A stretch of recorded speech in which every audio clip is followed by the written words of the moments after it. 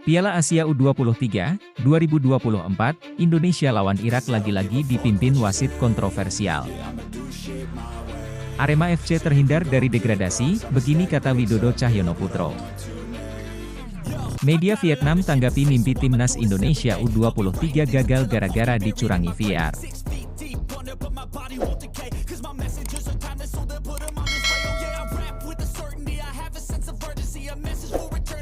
Piala Asia U23, 2024, Indonesia lawan Irak lagi-lagi dipimpin wasit kontroversial.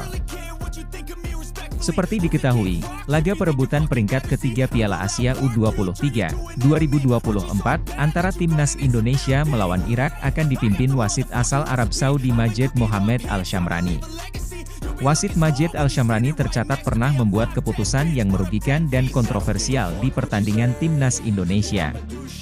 Timnas Indonesia U23 melawan Irak U23 akan bertemu pada perebutan peringkat ketiga Piala Asia U23, 2024 sekaligus penentu tiket lolos Olimpiade Paris 2024.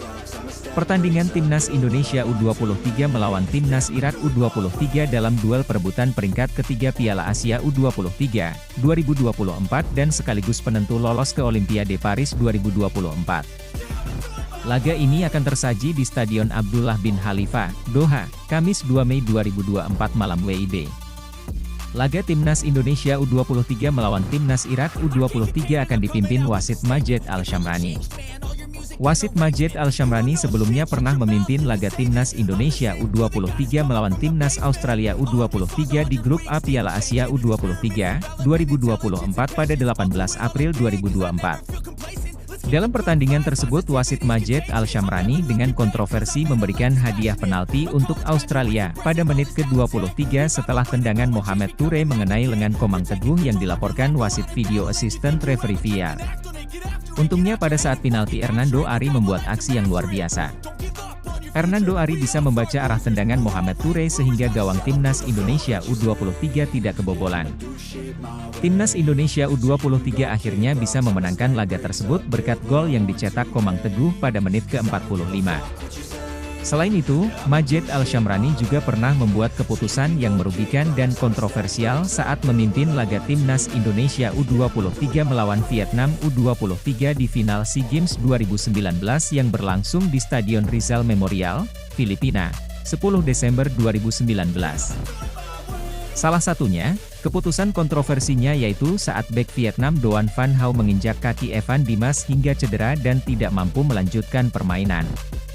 Wasit Majed Mohammed Al-Shamrani dianggap merugikan dan tidak tegas dalam memberikan hukuman kepada pemain timnas Vietnam yang melakukan tackle brutal kepada penggawa timnas Indonesia U23.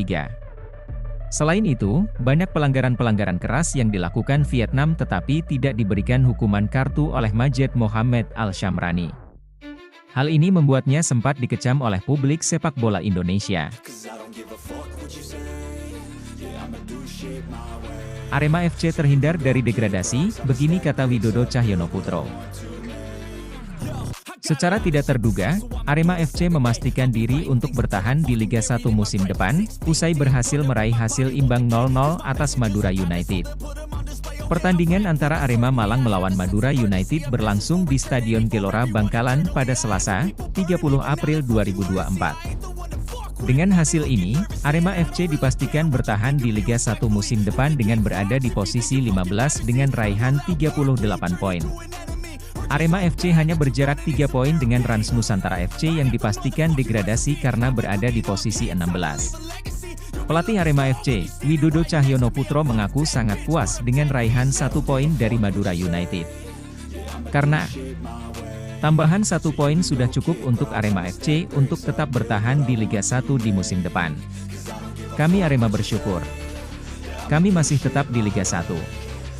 Ini adalah hasil kerja keras dari kami semua baik pemain manajemen dan tim supporter tentunya, kata Widodo usai laga. Pemain Arema FC, Dedik Setiawan mengaku tak bisa berkata-kata dengan hasil ini. Mereka akhirnya selamat dari degradasi turun ke Liga 2. Apalagi nyaris sepanjang musim mereka berada di zona degradasi. Tidak ada kata-kata lain selain bersyukur. Alhamdulillah dengan perjuangan kita semua tim pelatih, pemain manajemen semuanya yang sudah mensupport, kita mendukung, kita mendoakan, kita terima kasih banyak mendapat hasil seperti ini. Syukur Alhamdulillah, ujar Dedik. Dedik mengatakan, bahwa para pemain sejak awal bertekad akan bermain habis-habisan melawan Madura United demi tetap bertahan di Liga 1. Dia mengakui suasana ruang ganti pemain penuh dengan motivasi antara satu pemain dengan pemain lainnya.